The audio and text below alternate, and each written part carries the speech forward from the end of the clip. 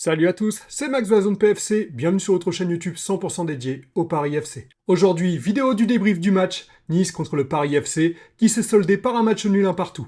Mais avant que la vidéo ne commence, n'hésite pas à t'abonner à la chaîne si le contenu te plaît et que tu souhaites en apprendre plus sur l'actualité du Paris FC. Mets-moi un petit j'aime pour m'encourager et encourager le référencement et surtout dis-moi en commentaire ce que tu as pensé du match. Ton débrief Nice-Paris FC, c'est maintenant.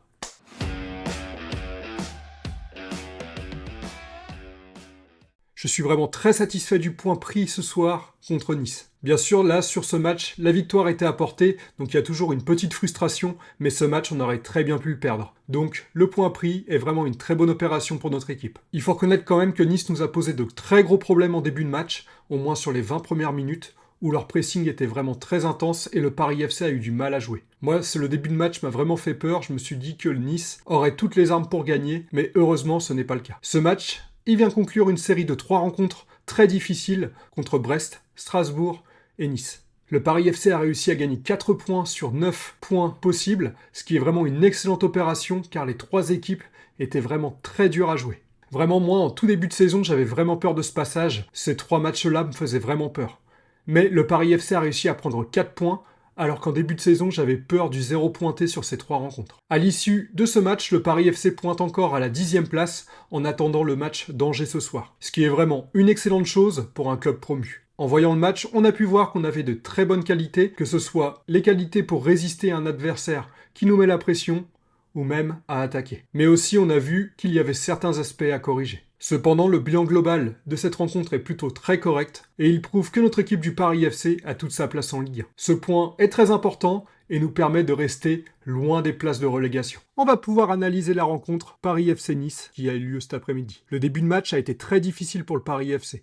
Nice nous a mis vraiment une très grosse pression et on n'arrivait vraiment pas à ressortir le ballon proprement. On a vraiment été complètement asphyxié par le pressing niçois jusqu'à la 20e minute. Quand on ressortait le ballon, c'était vraiment très compliqué, on a eu énormément de pertes de balles et moi vraiment ce début de match m'a beaucoup inquiété. Mais heureusement, à partir de la 20e minute, l'intensité du pressing a baissé et le Paris FC a enfin réussi à poser son jeu et à se montrer dangereux. Mais après, malheureusement, le premier but de Nice arrive sur une phase positive pour le Paris FC. On commençait à dominer la rencontre, mais Nice a réussi à marquer à la 39e minute. Ce but, il est encore le résultat des erreurs individuelles, encore une, et là ça commence à faire beaucoup. Une mauvaise relance de Kebal qui perd le ballon à 30 mètres du but, suivi d'une mauvaise appréciation de Otavio qui ne voit pas l'attaquant niçois dans son dos. Un moment d'inattention qui nous coûte cher, heureusement, une parade décisive de Nkambadio à la 44e minute a maintenu le score à 1-0. Pour la seconde période, on est vraiment rentré dans le match avec une très grosse envie. On a mis une grosse pression à Nice qui a passé le premier quart d'heure complètement regroupé devant sa surface. Malgré une bonne possession et quelques situations intéressantes, notamment la double frappe de Goebbels, on a vraiment manqué de tranchant offensif et d'efficacité pour vraiment concrétiser nos occasions. Pour moi, il y a encore un manque d'automatisme devant, notamment entre Goebbels et les deux ailiers. Simon et Kebal, par moments, ont vraiment du mal à le trouver. Pourtant, Goebbels essaye de faire des bons appels, mais je pense que les joueurs sont pas encore connectés entre eux. Donc il faudra encore quelques matchs pour développer ces automatismes offensifs. On va noter l'entrée d'Ikoné à la 67e minute, qui a fait sa première apparition en Ligue 1 sous nos couleurs en remplaçant Kebal. Pour moi, il a été plutôt intéressant sur son côté, il a vraiment montré de très belles choses, notamment dans sa qualité de percussion et de vitesse. Vraiment, sa rentrée était vraiment intéressante, il a mis beaucoup d'intensité dans ce qu'il a fait. J'ai hâte de voir ça dans les prochains matchs. Les rencontres, des fois, basculent sur des faits de jeu, et là, pour moi, c'est le cas. Le match a été interrompu après des chants homophobes, vers la 80e minute, et le match a repris. Nice était assez déconcentré en défense et a concédé un penalty à la 88e minute qui a été parfaitement transformé par Crasso. Score final, 1 partout. Ce match nul, il est plutôt mérité pour les deux équipes, mais pour le Paris FC, le constat est le même. On aurait pu gagner si on avait fait preuve de plus d'efficacité devant le but. Il faudrait vraiment régler ce souci d'efficacité devant les buts, ça nous permettrait de gagner plus de matchs et surtout de marquer beaucoup plus. Et surtout régler ce problème d'erreur individuelle qui nous coûte encore un but. Maintenant, on va passer aux performances individuelles de joueurs et on va faire les tops et les flops du match pour moi. Pour les tops, mon premier top pour moi c'est encore Maxime Lopez. Il a été encore notre véritable métronome au milieu de terrain. Vraiment, tout passe par lui, que ce soit la relance défensive ou même la construction d'attaque.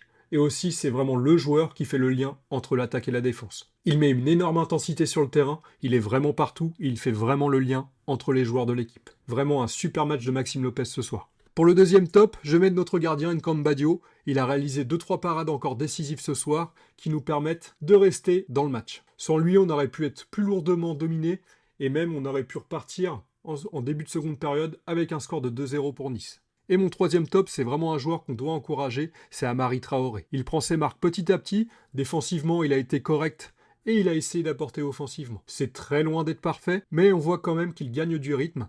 Il a tenu quasiment tout le match cet après-midi, alors qu'il était sorti aux alentours de la 65e au match précédent. Enfin, pour les flops, le premier, je vais mettre De Smet. Il a vraiment été invisible aujourd'hui, je l'ai presque pas vu de la rencontre. Il a clairement pas du tout apporté, que ce soit offensivement et même défensivement, je l'ai pas trouvé extraordinaire. Le deuxième flop, et c'est peut-être un peu dur, justement, mais je vais mettre Simon. Je l'ai pas trouvé très inspiré ce soir, mais on va quand même nuancer, car il a vraiment pas été aidé sur son côté par De Smet. Plusieurs fois, il s'est retrouvé en 2 contre 1, voire même en 3 contre 1 par moment. Donc c'était vraiment très dur pour Simon de trouver des solutions. Il a très rarement été laissé en 1 contre 1. Il a fait vraiment ce qu'il a pu, donc je vais vraiment pas être sévère avec lui. Enfin, en dernier flop, et ça me saoule un peu de le dire, c'est Camara. J'adore vraiment son côté guerrier sur le terrain. Il se donne énormément pour l'équipe. C'est vraiment un joueur qui mouille le maillot. Vraiment pour le collectif. Mais je trouve que techniquement, c'est vraiment un peu juste pour la Ligue 1. Malheureusement, il a trop de déchets dans son jeu, et souvent, il rate des passes qui sont assez évidentes. On va voir les enseignements de ce match, et je vais pas être très original. Car souvent, ce sont les mêmes enseignements qui reviennent à chaque match. Et j'espère que le Paris FC va vraiment apprendre de ces matchs pour vite progresser et être un peu plus compétitif. Le premier enseignement, et c'est toujours le même, c'est les erreurs individuelles. Encore ce soir, 2 erreurs individuelles sur la même action nous coûtent le but. Que ce soit la relance de Kebal qui était pourtant assez simple à 30 mètres de son but, et Otavio qui ne voit pas l'appel dans son dos, je trouve que ça fait beaucoup, surtout qu'on a eu une erreur individuelle à chaque match. Vraiment, à tous les matchs, on a eu une erreur individuelle qui nous a coûté un but, et j'espère que ça va vite cesser cette série, car ça commence vraiment à faire trop si on veut rester compétitif en Ligue 1. Le deuxième enseignement, et on en avait parlé lors du dernier débrief contre Strasbourg, c'est vraiment l'efficacité devant le but. Notre équipe se crée souvent des situations dangereuses, mais ne parvient pas à les concrétiser. On devrait être vraiment beaucoup plus tueur dans nos occasions. C'est vraiment le détail qui fera toute la différence sur la saison du Paris FC. Est-ce qu'on va vraiment réussir à régler ce problème d'efficacité devant le but? Mais pour moi, le plus grand enseignement de ce match, il est vraiment ailleurs. En début de saison, j'avais vraiment très peur de cet enchaînement des 3 rencontres pas évidentes contre Brest, Strasbourg et Nice. J'avais vraiment peur que le Paris FC prenne 0 points et se prenne une énorme claque au moral. Mais ce n'est pas du tout le cas. Le Paris FC sort de ces matchs avec la confiance et avec 4 points gagnés sur 9, contre des équipes qui normalement sont supérieures à la nôtre. Pour moi, ce point contre Nice, il fait vraiment toute la différence et c'est vraiment très important de repartir cet après-midi avec un point. Vraiment, cet enchaînement de matchs a montré à tout le monde que le Paris FC a toute sa place en Ligue 1 et qu'il faudra vraiment compter sur nous cette saison. Je suis vraiment très satisfait du visage qu'a montré l'équipe et j'ai vraiment hâte de voir la suite de la saison. Voilà, c'est tout pour la vidéo d'aujourd'hui. N'hésite pas à t'abonner à la chaîne si tu souhaites en apprendre plus sur l'actualité du Paris FC. Mets-moi un petit j'aime pour m'encourager et encourager le référencement. En ce moment, les vidéos ne font pas beaucoup de vues, donc je compte vraiment sur toi au maximum pour les liker et t'abonner si ce n'est pas encore le cas. Vraiment, ça m'aiderait beaucoup pour la confiance et surtout, ça m'aiderait à me motiver pour continuer les vidéos sur le Paris FC. C'était Max, je te souhaite une bonne soirée et je te dis à très bientôt. Ciao, ciao, bye.